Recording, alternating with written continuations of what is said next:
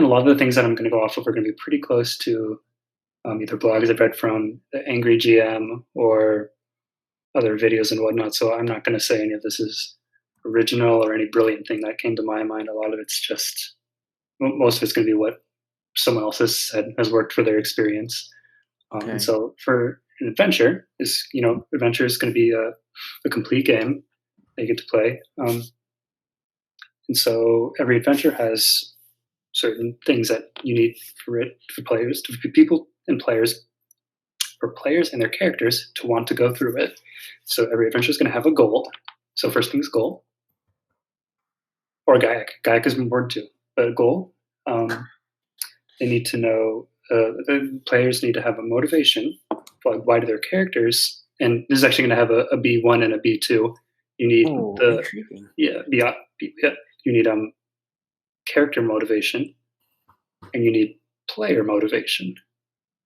So your character motivation is whatever you come up with for your fantasy little. And let me know whenever you're cut on time, or if you want me to go faster or anything. Oh no, it's okay. Like, how long do you? I don't want to take up too much of your time. Like, do you have a time limit yourself? I don't want to. I don't know. I don't think I do. And this doesn't have to take too long. Okay, I don't want to rush you. If you don't want to go through this, we also don't have to. Oh no, it's fine. I'm just fascinated by your D&D because you're so smart at this. That's why I called you, man, on this. You're just being humble. I don't know to anyone listening to this, but Sam has a fantastical imagination, and I know he doesn't want to monetize it, but I'm encouraging him that if he does start a blog or anything like that, I would definitely promote it. It'll be kind of fun. So, I appreciate that. So I'll go through these kind of quickly in a little bit. Yeah, sure. There's a backstory. So the C's backstory. Okay. Then you have, I guess, structure. Structure. Okay. There's a lot under structure, but that's okay. And then you have resolution. Oh wow, you have some sort of endpoint in mind in a way, and yes, it's smart to know how your campaign can end, because you don't want to have a lot of that. You don't want to figure out.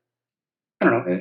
If you're making entire worlds, you should have a rough idea of how it can change based on the things that can go on in it. So the goal is what the party wants to accomplish, or if there's a villain, what they want to stop a villain from accomplishing. So it's whatever they want to happen. Happen or stop. Okay. Wow. Yeah. Just what's the point of the adventure when the goal is decidedly met, or they know they can't meet it, like that's when the adventure kind of ends, because like, okay, they understand that it did or didn't happen. Now motivation is kind of interesting. You have character motivation, so that's when I make a character. Let's say I make what's a fun name? Howard the Duck. I was to do something different. Actually, I'm sorry. Superman. That's okay. Sure, there's some Superman, and he has certain ideals or internal motivations. Maybe he has a strong sense for justice, and maybe he's seeking self-improvement and like self-fulfillment and understanding, or maybe he wants revenge or something. And so, as a DM, I need to look at the characters and say, okay, what can I do to make sure that this character cares about going on this quest or whatnot?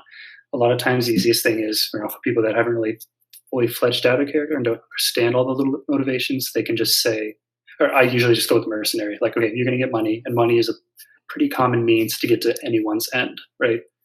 Whether you want revenge, justice, power, knowledge, like in a fantasy world, having like doing jobs for money for contracts and whatnot is a simple way to be like, okay, this gets you. This is something everyone wants. So quick question though. But does the character's like qualities and motivation, like what you mentioned, does it kind of align with the person playing with it, or is it kind of like disconnected, but the person slowly morphs into that sort of character in a way? It's interesting you say that. It depends. Sometimes people like to see themselves in a character. Sometimes they want to see maybe I have fun having like an artificer, an engineer, or someone that's very like tinkery, kind of come and do something. Or maybe I just want to be something that's completely not me and have like a crazy strong or like a very, very wicked book smart person in the game. And I get to like pretend I'm that kind of person. So it'll depend on whether it's more important for them to reflect their own values in this fantasy character, or whether it's more important to put themselves in the shoes of someone completely different. And I think both are valid reasons to play the game. But so the motivation is just when someone makes a character, they have some understanding of what drives this character to exist and find fulfillment in life. So for our Superman character, they want justice, they want peace, they want revenge, whatever. But player motivation is the reason that the player, the human themselves behind the character, actually wants to play the game. So obviously they're not joining the game for revenge or for justice or anything. That's what the character wants, but the player. And this is where it kind of comes into how does your table best have fun? Which is a really weird way to say the question, but that's why we're playing a game, so we can have fun. So you need to figure out how people have fun.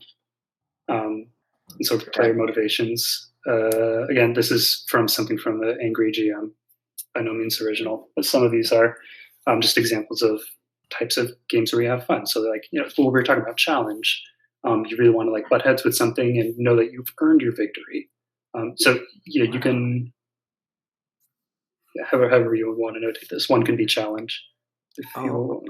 Okay, I'm curious. Like, do you happen to once your campaign ends, do you find it that the person's character motivations kind of adds on to the person playing with it later on in real life, and they don't realize it, or is it just like for example, let's just say someone plays like a superhero in their D&D game, and after you played for 3 months, you find out that person becomes more a giving person at the end of. I don't know. I'm just wondering. No, I think once you're done with the game and all you have are the memories of it, it's just a story to look back on, right? And I think that could happen. Someone can look back on a story and be inspired by a character like they can with any written piece of work or any show or piece of fiction, right? So I think that's fair. They can be inspired by a character that was more idealistic than themselves and be like, that'd be kind of cool. I kind of look up to that. I mean, that's what we do in all types of fantasy and fiction, right? So yeah, that's definitely a way.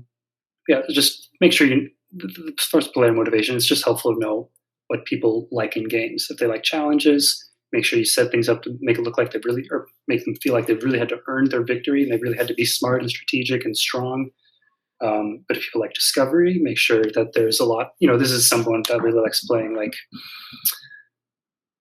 Witcher, Breath of the Wild. Like every little nook you run into in the world, there's something you can discover and interact with, and that's just kind of like a really fun thing. There's always some backstory that you can dig into, and another quest you can find, someone else that needs help over here, another thing to discover to empower yourself. No matter where you go, there's something cool to find, or at least there's the chance that you can find something cool. Whereas challenge is more like Dark Souls or something. Whereas it's not about it. There's certainly so this isn't black and white. All these are going to be like on a spectrum of how much each of these are in your game.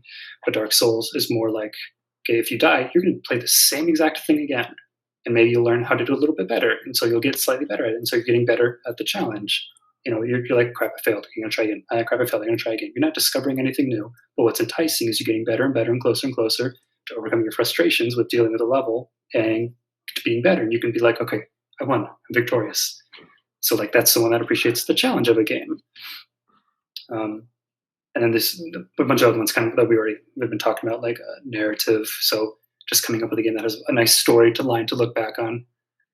There's fantasy, getting into the game so you can really like lose yourself into another character. So this would be more like to adopt someone else's ideals and not necessarily reflect yourself, but just play something completely different and have fun, going crazy.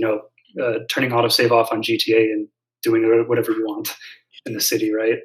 Right. Yeah, and there's also people that just show up for camaraderie, just to hang out with friends. They just want to have food, they want to snack, they want to maybe have a fun game, but the game's not important. The important part is that they're all hanging out and playing together and whatever they want to play.